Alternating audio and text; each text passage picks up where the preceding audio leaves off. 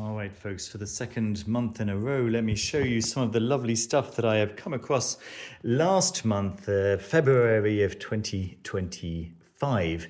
And we're going to start off with this lovely book that I picked up in Prague. I was very privileged to spend 3 days in Prague at the beginning of the month. And those of you who know Prague may know that Alfons Mucha had a big hand in helping Prague after they'd got their independence. Alfons Mucha was in Paris, happily making advertisements for various luxury goods, as you can see. And he decided to return to Czechia to help out with the reconstruction, and he designed the money, he designed the stamps, he made a big contribution. He essentially redesigned the city hall, just absolutely amazing, and you can really feel his influence throughout the city. This is the hardcover book that I've been looking for, right? Of course, when I came home, I found out that Century Guild were just kickstarting Flowering Lines. So, of course, I backed that as well, which is probably going to be even nicer than this. But in the meantime, for those of you who maybe missed out on that Kickstarter, this is a really nice entry-level hardcover with images that are large enough to really appreciate. So that's Ivan Lendl, Alfons Mucha. Now, one of the things that I discovered was that Mucha agreed when he returned to Czechia to make 20 very, very large-scale images, paintings, depicting the history, present, and hoped future of the Slavic people. And those 20 pictures have been on display in Prague, but at the moment they're in this little village in the south of Poland who claim that they belong there, which maybe that's accurate. I really don't know what the ins and outs are, but it certainly doesn't make these pictures available to the Slavic people, who are much more likely to visit Prague than they are to visit this small village in the south of Czechia. So I was very disappointed to find that they were not on display. They may be coming back in the near future, but I did find this lovely calendar that gives an idea of what at least 12 of the 20 images, the 20 paintings might look like. And these are pictures that are 8 meters by 12 meters, just gigantic paintings, very, very different style of painting, as you can see, from what you might be used to if you just know Mucha from his Paris advertisements. Really very, very gorgeous. And of course, all the colors are symbolic. It's quite well known that Alfons Mucha was a Freemason with very close interest in the esoteric in general, and so we can see pictures of goddesses and depictions of the past, present, and future. Very, very striking imagery like that, right? Very, very cool. Very beautiful. All right, so that was very, very awesome. And then there was this this little company that I found called called Bohemia Paper, and so they're a Czech family company full of people with big hearts and golden hands, and they sure do have golden hands. As you walk in, you find all of these little cards, with accompanying envelopes and stuff, right?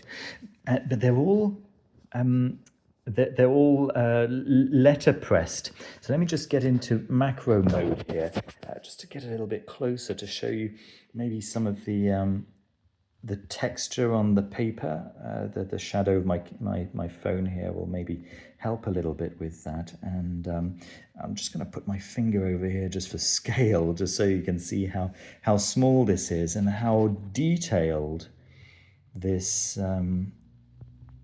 letterpressed map of Prague as a 5-petaled rose.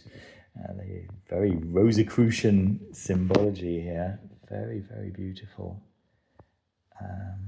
And yeah, just minute detail that will have been etched, most likely onto copper, for this very striking result. I love this. Very, very impressed. So you can imagine I spent quite a long time finding the most beautiful card in my opinion, but there are lots and lots of different designs. Let me come out of macro mode just to give us a little bit of stability. So yeah, that was really nice. And then, of course, came back from Prague, and about 3 days later, I was off with my son to Copenhagen, where we had a wonderful time. But yeah, I think the highlight was visiting Royal Copenhagen, not ceramics, but porcelain. The flagship store, of course, is in Copenhagen.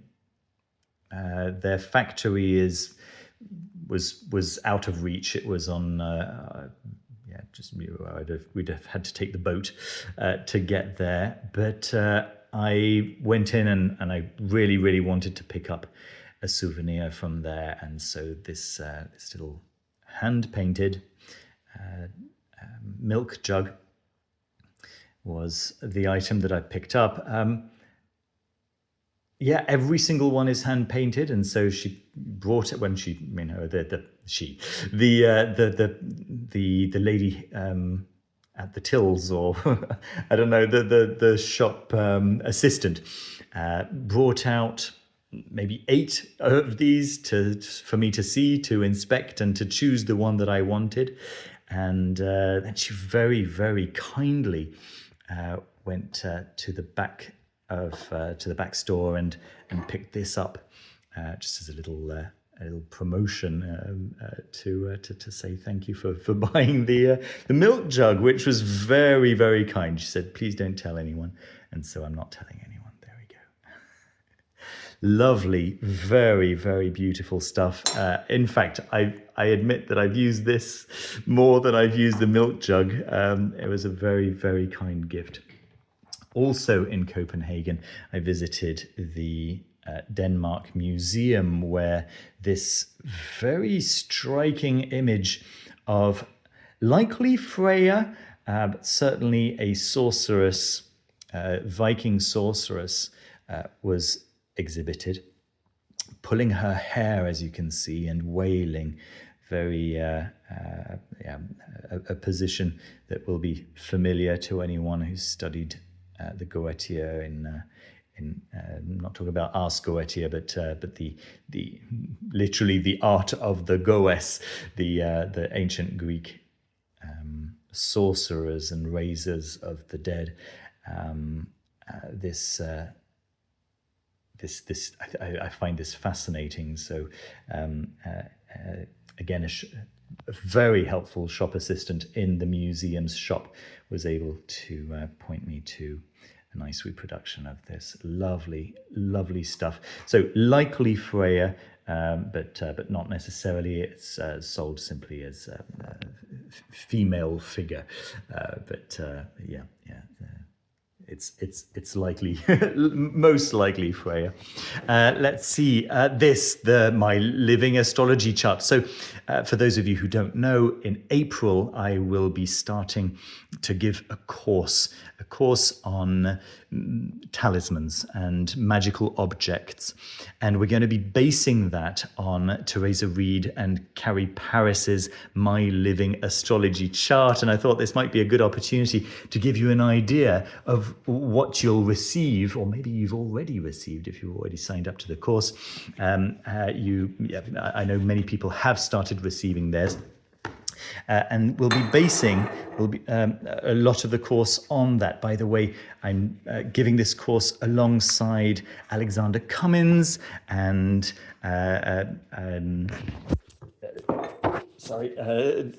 Damien Eccles and Matt Orin, of course. And this is going to be it's a board that you receive, and we're going to be using it as something like an altar, and in other ways that you'll see when you take the course. And then underneath this kind of separator, you'll find a bunch of charms. There we go, some cool little charms that we're going to be using to empower certain spells and certain aspects of the course. And then these really nice acrylic planetary indicators. And again, we're going to be empowering these to further empower your magic, right, and to help you to create talismans, right? Okay, so that's very cool. This is a game that I literally received a couple of days ago, and I played it for the first time today. La Fleur, Rococo Gardens. I am delighted to confirm that this is a really easy game to learn, and with lots of crunchy, thinky aspects to it, but it is gorgeous. So you are basically gentry in the in 18th century France, and you're buying flowers in order to create beautiful landscapes in order to attract visitors, and it's all really very, very lovely. Let me just once again hit that macro lens just so that I can show you a little bit what the board looks like. It is so beautiful. It's a very beautiful game, very easy to learn.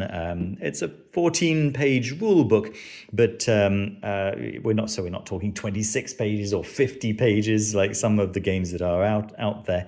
And if somebody's actually teaching you, if you're watching a video to learn how to play, then you can pick up the rules in maybe, I don't know, 10 minutes, 12 minutes, something like that. So very, very easy rules, but it's really nice because each card has got special effects, and so the rules are basically on the cards. You pick up a card and it gives you a special ability, and so you're building up a nice little engine by placing your workers, by sending them to the market to buy some flowers, and then sending them to pick up some nice garden features and so on and so forth, and then wooing some fancy visitors. So that's La Fleur by Dux Somnium. Really very strong recommendation. And oh my goodness, the components are so beautiful, all made out of wood and just all in lovely pastel colors. It looks gorgeous on the table. Lovely, lovely stuff. And then yes, this is Stuart Littlejohn's Mary, which arrived as an art board, and I haven't taken it out of its packaging because it's just so gorgeous, but I have actually been using it in devotional practice. It is, in my opinion, the most beautiful depiction of Mary that I know. It's really so beautiful. So of course I had to get it as an art board.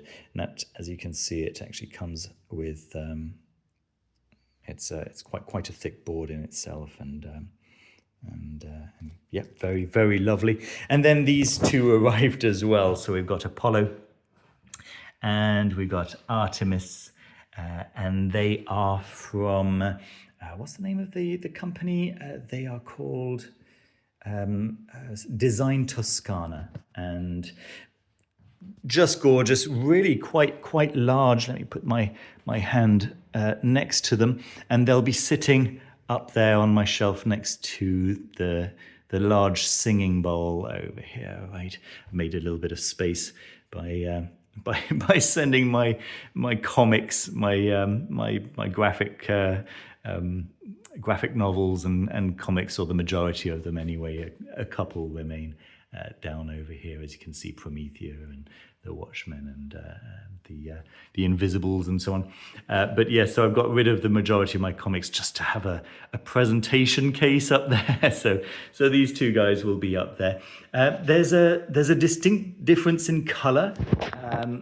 So I don't know if that's really coming through on the screen. This one is very kind of chalky white, which I really like. It looks like, well, they both look like marble, to be fair, but two very different types of marble. This one's a little bit grayer, maybe a little bit more yellow in tone. I've got a pretty yellow light shining on them, so maybe the difference isn't quite visible.